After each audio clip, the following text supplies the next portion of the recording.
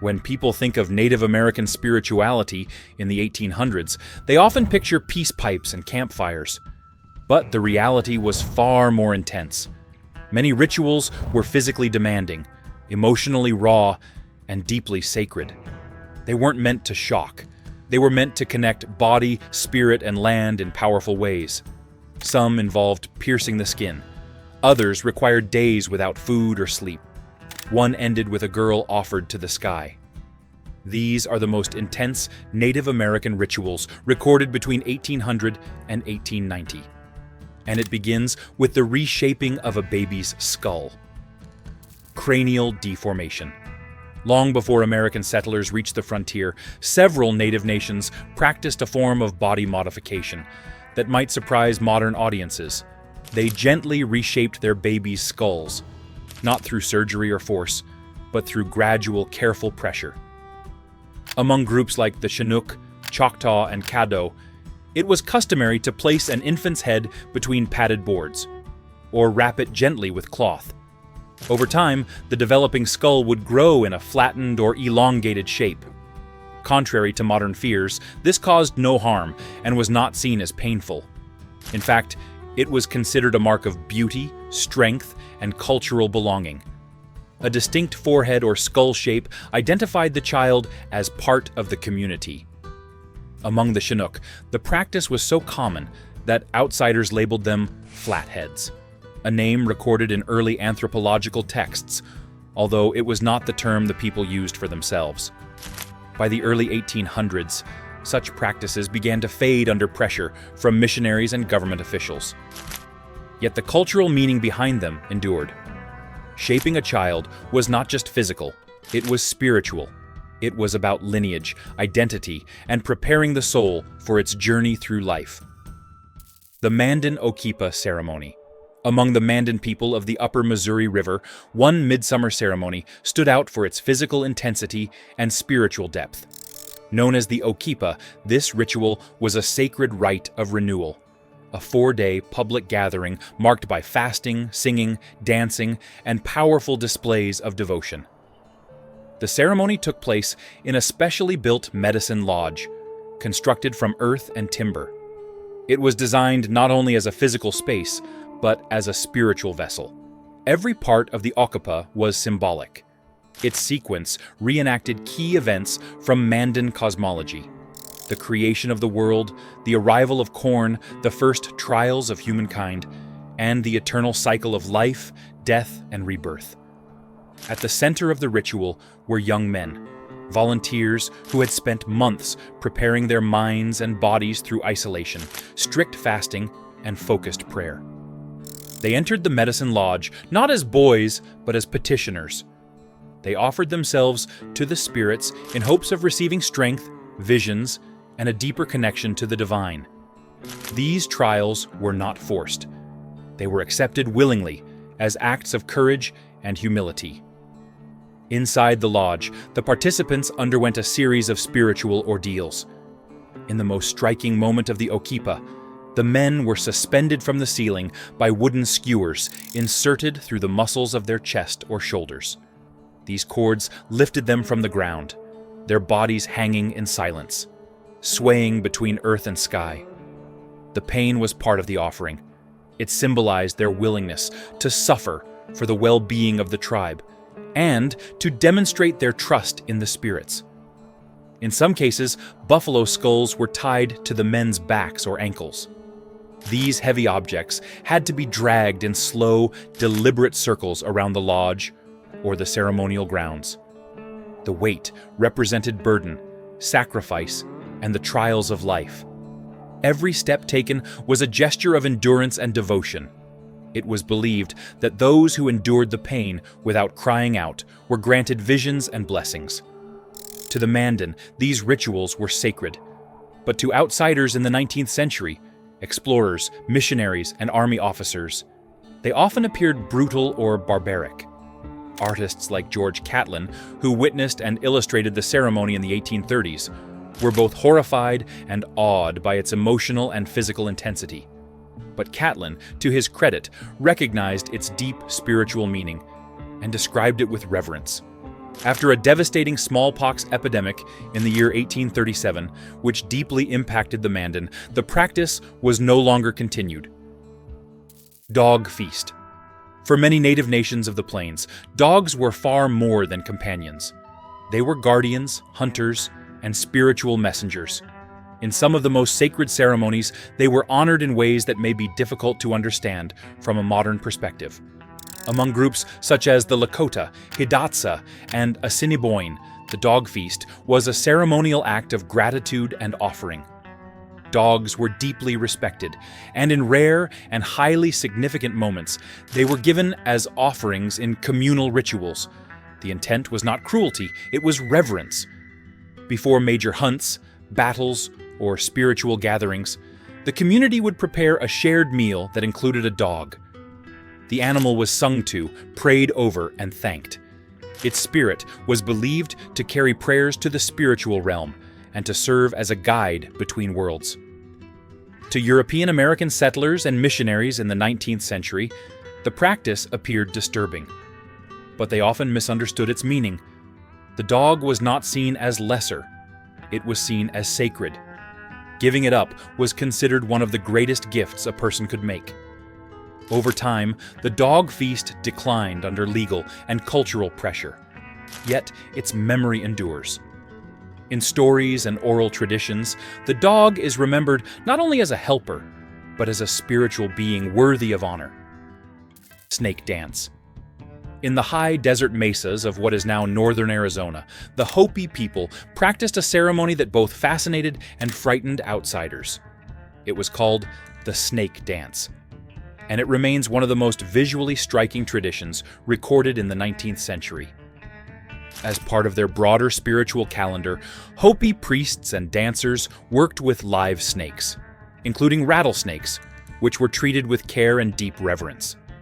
These snakes were believed to be messengers to the underworld, carriers of rain prayers and spiritual intermediaries.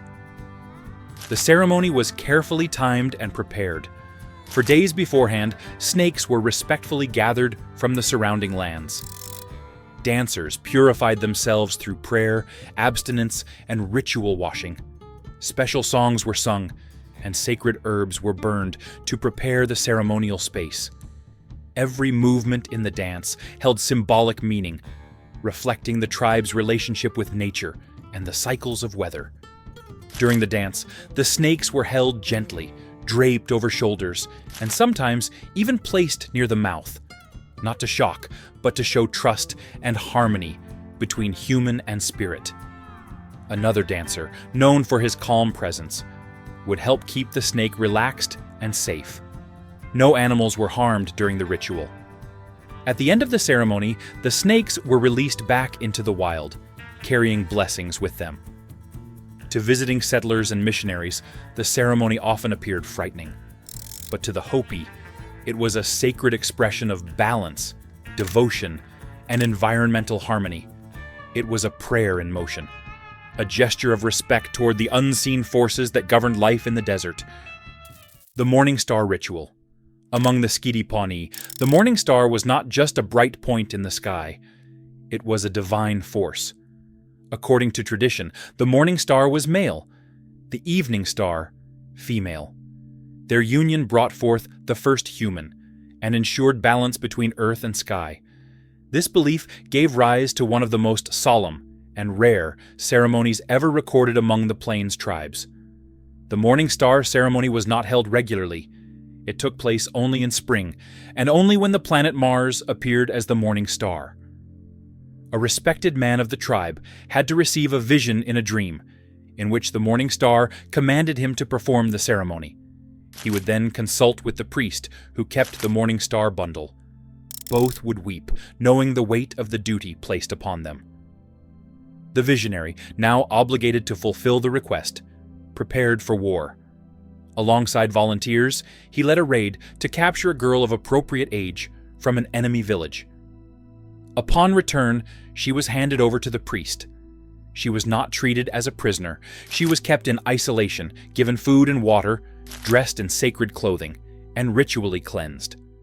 For 5 days, she lived in ceremonial isolation. She received food and water. She was adorned in sacred garments and taught the spiritual meaning of what was to come. She was no longer seen as human, but as a living embodiment of the evening star.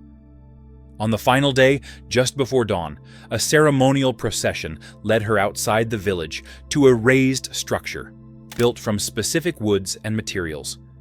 This scaffold symbolized the Garden of the Evening Star, understood to be the source of all plant and animal life.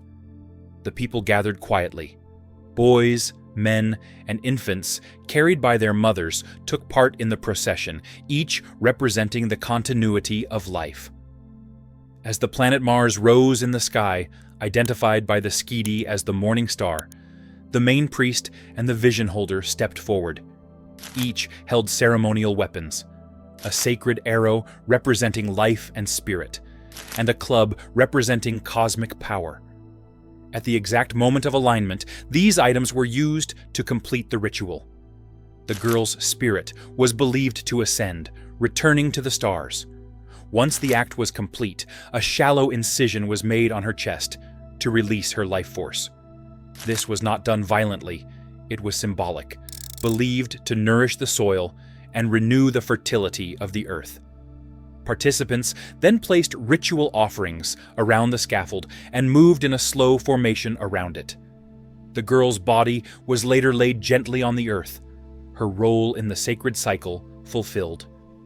When the final gesture was made, the community walked slowly around the platform and returned to their homes without speaking. These actions were not interpreted as punishment or cruelty.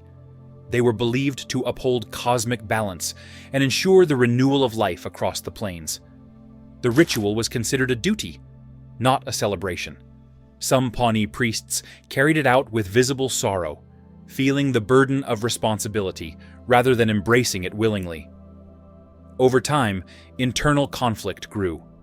In the early 1830s, a young Pawnee man named Patalasharo publicly rejected the tradition. He rescued a captive girl and refused to let the ceremony proceed. His actions marked a turning point. By the year 1838, the Morning Star ceremony ended.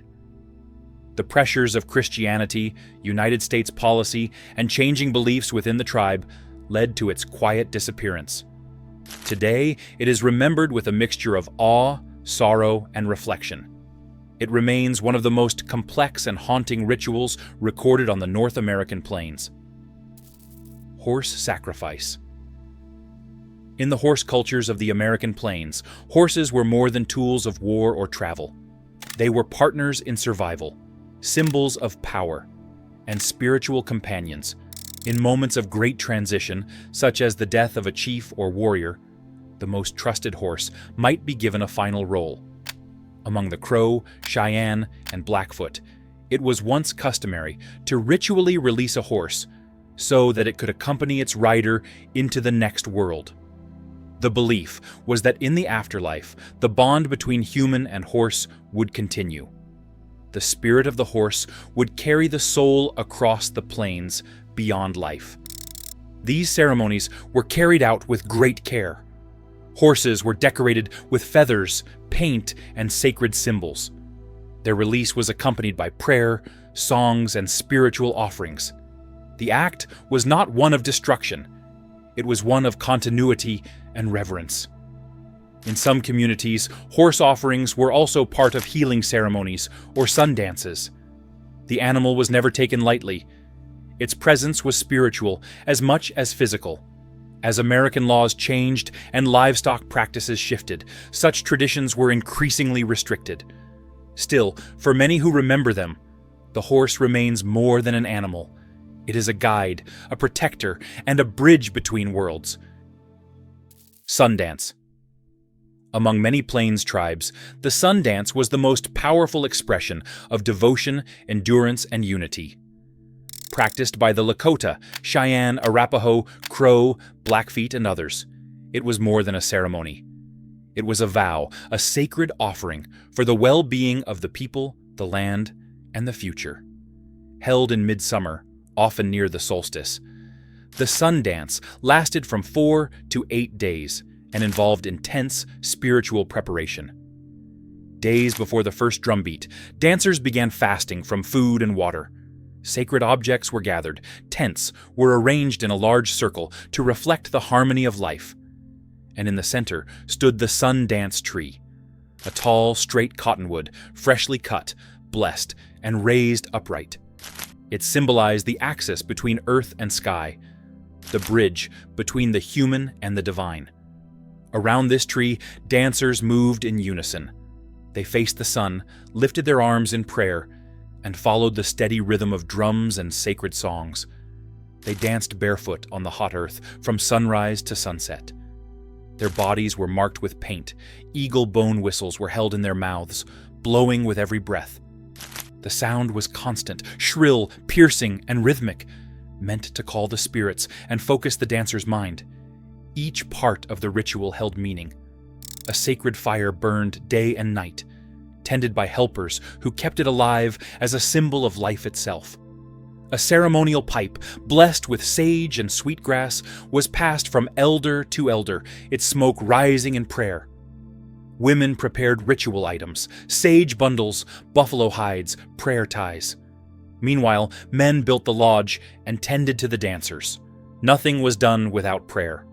In many traditions, the ceremony included personal acts of sacrifice. Dancers could choose to have their skin pierced on the chest or shoulders with small wooden pegs or bone skewers. These were attached to rawhide cords leading to the central pole or to sacred weights such as buffalo skulls. The dancer leaned back slowly, placing tension on the cords. Then he began to dance. Some moved for hours, drawing strength from song, community, and spirit. When the cords tore free, whether through movement or time, it marked a moment of deep release and spiritual transformation. This was not a spectacle. It was not about pain. It was a prayer in motion, a living offering. To outsiders, the ceremony was often misunderstood. In the year 1883, the United States government officially banned the sun dance as part of a wider campaign to suppress native religions. Christian missionaries condemned it. Federal agents labeled it pagan and barbaric. Some dancers were arrested. Ceremonial grounds were raided. And yet, many tribes continued in secret, hiding their sacred rites in remote valleys and isolated plains. Despite decades of repression, the sun dance survived. It was never forgotten. Today, the sun dance has returned to many native communities. It remains physically intense, but continues to inspire strength, identity, and spiritual connection. Vision Quest. For many native nations of the Plains and the West, becoming an adult was not about birthdays or legal milestones. It was about confronting the self, facing the unknown, and stepping into a sacred dialogue with the spirit world. This rite of passage was known as the Vision Quest. Among the Lakota, it was called Hanblecheapi, meaning crying for a vision. It was practiced not only by young people coming of age, but also by warriors seeking guidance, spiritual leaders seeking renewal, and elders preparing for the next life. The ritual was solitary and intense. A person would go alone into a sacred place, often a mountain or high plateau. They would fast from food and water, remain without shelter, and pray in silence for 1 to 4 days. Visions could come in many forms: a dream, a symbol, an animal, or a sudden change in weather. Or they might not come at all. The process was physically and emotionally demanding. Participants sometimes battled fatigue, thirst, fear, and intense emotional release. Yet they were not alone in spirit. The ancestors were believed to watch over them. The natural world was seen as alive, listening, and ready to speak. To Western eyes, the idea of fasting in the wilderness while waiting for a hallucination might seem extreme. But in this context, the silence was not empty. It was full of meaning. The land itself became the teacher. A bird could deliver a message. A cloud could carry a warning.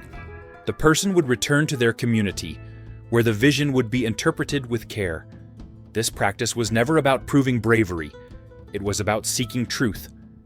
And even now, in some Native communities, vision quests continue as a way to reconnect with purpose, identity, and the spirit world.